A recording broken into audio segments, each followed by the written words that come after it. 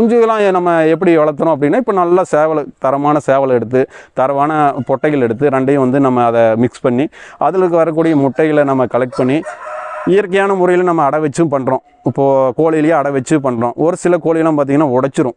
கொஞ்சம் நம்ம பெருவடை அப்படிங்கிறதுனால கொஞ்சம் அடையில் வைக்கும்போது உடச்சி கொஞ்சம் டேமேஜ் பண்ணிடும். அதுக்கு நாம் என்ன பண்ணுறோம் அப்படின்னா, அந்த முட்டைகள்லாம் கொஞ்சம் கலெக்ட் பண்ணி நம்ம இன்குபேட்டர் முறையிலையும் நம்ம வச்சு பண்ணிகிட்ருக்குறோங்க. அது இன்குபேட்டரில் வச்சு பொரிச்சதுக்கப்புறம் நம்ம ப்ரூடிங் செட்டப் பண்ணுறதில்ல. பொரிச்சதுக்கப்புறம் நைட்டோட நைட்டாக வந்து அந்த கோழி தாய் கோழிகிட்டே விட்டுறது. அப்போ பார்த்திங்கன்னா தாய் கோழி அரவணைப்புலேயே அந்த ஹீட்டு அதனுடைய அரவணைப்புலேயே வந்து பெருசாகி வந்துடுங்க.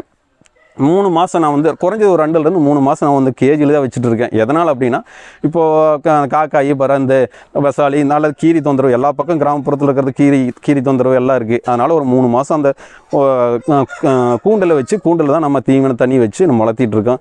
அதுக்கப்புறம் வெளியில் ஓப்பனில் நம்ம விட்டு நம்ம இங்கே இதுக்குன்னு ஒரு 2 ஏக்கரா பக்கம் நம்ம ஸ்பெண்ட் பண்ணியிருக்கோம். ஒரு 2 ஏக்கரா பக்கம் அந்த கோழி வளர்ப்புக்குன்னே தனியாக விட்டாச்சு.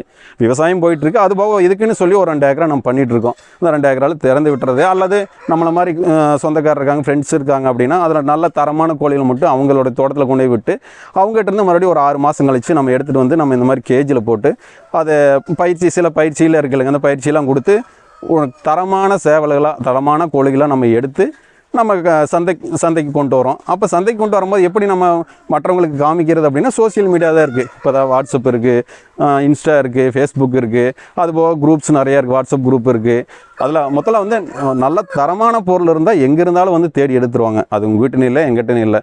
தரமான பொருள் இருந்தால் எங்கே இருந்தாலும் சரி நம்மகிட்ட வந்து தேடி எடுப்பாங்க. அடுத்தது இந்த தொழிலில் கட்டாயம் ஜெனினாக இருக்கணும். அதுதான் மெயின் விஷயம். இப்போ நிறையா பக்கம் நிறையா நடக்குது.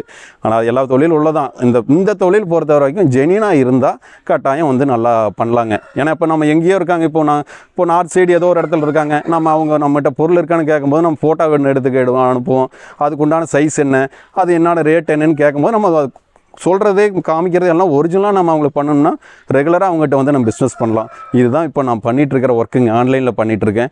நல்லா போயிட்டுருக்கு. என்ன ஒரு மாதம் கொஞ்சம் சந்தை கம்மியாக இருக்கும், ஒரு மாதம் கொஞ்சம் நல்லாயிருக்கும்.